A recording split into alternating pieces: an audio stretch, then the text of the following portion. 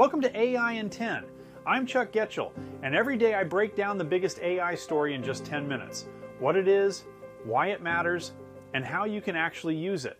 Here's what happens when your favorite AI tool gets caught between doing good and doing what the government wants. Last Saturday, Caitlin Kalinowski walked away from one of tech's hottest jobs. She was running robotics at OpenAI. The reason she left? OpenAI just signed a deal with the Pentagon, and she thinks it crossed some lines that shouldn't be crossed. Now, this isn't just another Silicon Valley resignation story. This is about the moment AI stopped being just a helpful chatbot and started becoming a potential weapon of war. And honestly, it affects every single one of us who uses these tools.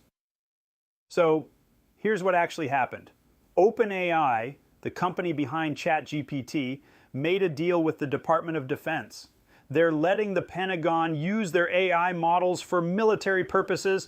Think intelligence analysis, logistics, decision support, the kind of stuff that helps run military operations. Kalinowski saw this announcement and said, essentially, not on my watch. She posted on X that while AI has a role in national security, this deal potentially allows surveillance of Americans without court approval.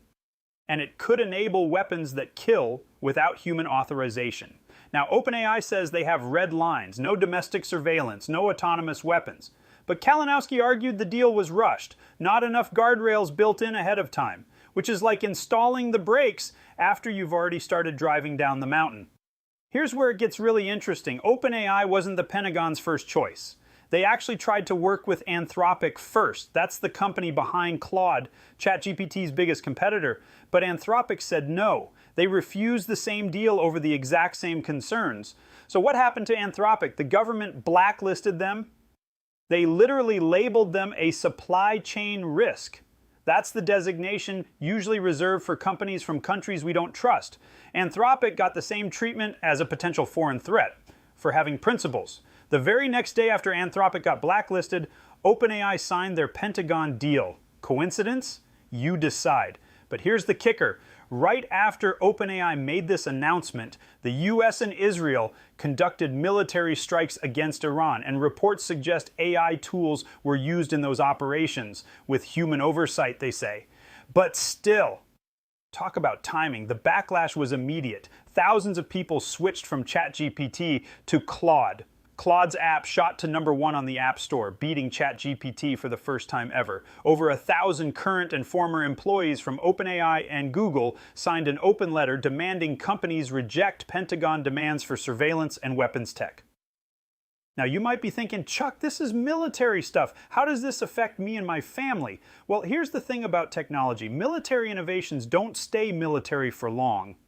The internet started as a Defense Department project. GPS was military first. Now you can't order pizza without them. So when we're talking about AI surveillance tools being developed for the Pentagon, we're really talking about what your local police department might have access to in 3 years. When we're discussing AI-powered decision-making in warfare, we're looking at the future of AI making decisions about your insurance claims, your loan applications, your job interviews. The privacy implications are huge. If these AI systems can analyze vast amounts of data to identify threats overseas, what's stopping them from analyzing your social media posts, your shopping habits, your location data here at home?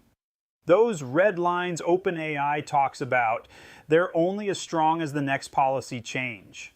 And let's talk jobs, military AI systems that automate logistics and supply chains. Those same systems will eventually automate civilian logistics and supply chains. If you're in trucking, warehousing, or any part of the supply chain, you're looking at your future competition. There's also the economic angle. When the government blacklists a major AI company like Anthropic, it reduces competition. Less competition usually means higher prices for everyone else. Your tax dollars are now flowing to fewer companies with less incentive to innovate affordably. And here's something nobody's talking about enough. When AI gets militarized, it changes how conflicts happen. Faster decisions, more automated responses, higher stakes. That might sound abstract until oil prices spike because an AI system somewhere made a decision that escalated a conflict. The global implications affect your grocery bill, your gas prices, your retirement account. We're all connected to this stuff, whether we realize it or not. So what can you actually do about this? More than you might think. First, you can vote with your digital wallet.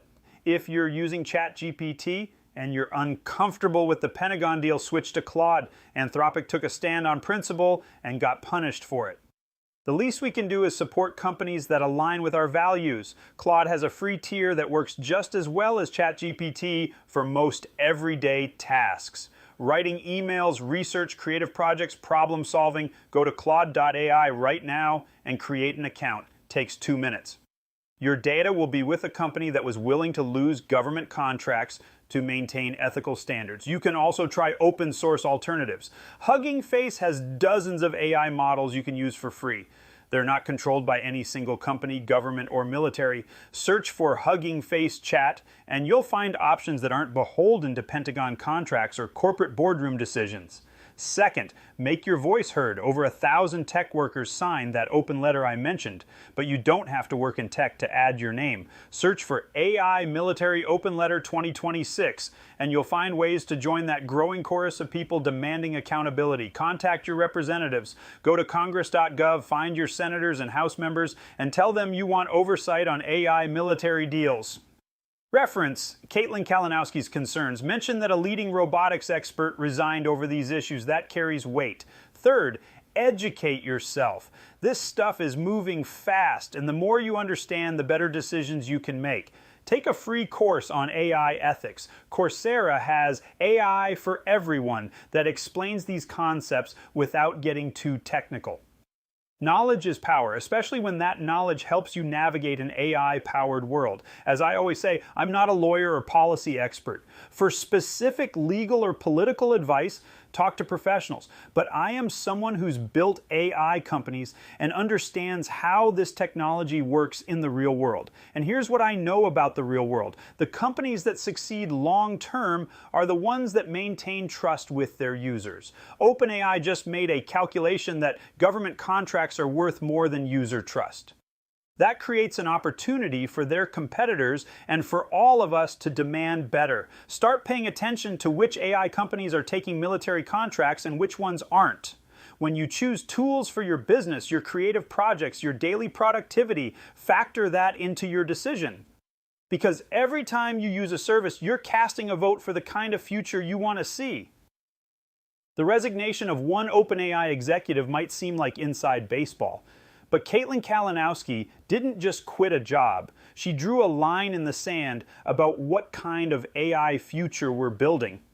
Her message is clear. We don't have to accept AI development that prioritizes government contracts over human rights and ethical standards. We have choices, and the choices we make today will determine whether AI becomes a tool of empowerment or a tool of control. That's today's AI in 10. If you want to go deeper and learn AI with a community of people just like you, join us at aihammock.com. I'll see you tomorrow, my friends.